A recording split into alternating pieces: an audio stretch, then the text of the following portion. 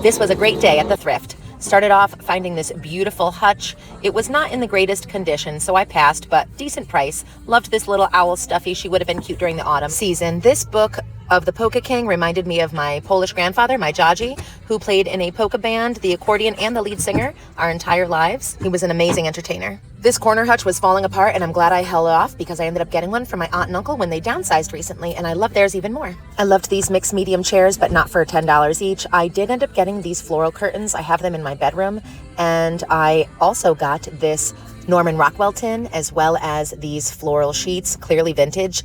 Oh my God, the texture of this pink scarf was hideous. However, the texture of this beautiful pumpkin patch blanket was not, and I ended up giving that to my cousin for his new baby. About a month ago, I made a video on here about wrapping up a bunch of gifts, and this is included if you want to go check that out. And I also got that big, beautiful blue and white blanket, and we've been using it on our bed. I also got this vintage orange suitcase.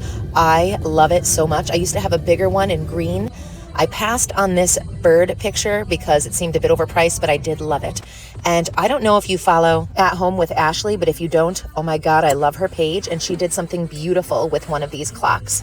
This picture was kind of cute, but way overpriced and clearly handmade, but like kind of basic. This was also handmade and I loved it. It was a music box, but it did not work. Or maybe it was supposed to sound like that, but kind of hurt my ears. I got this little jar. I'm not sure why. Right now it's on my dresser. I just really liked the colors and I think I'll do something with it eventually. I got this hand-carved Connecticut for my husband for his office, and also a bunch of little games. This is one of them. I ended up giving them to my kids for Christmas. We've had a lot of fun with that one. I'm always collecting wrapping paper, especially vintage ones, so I definitely picked up these two. I liked that poster of the See America, but I passed. I also liked these little like secretary notepads, and oh my gosh, when I was a kid, we used to play like secretary and store, and we would have loved those. Cute little floral domino set, but I passed. However, I did get this little angel, and if you've seen any of my Christmas videos, she is displayed proudly.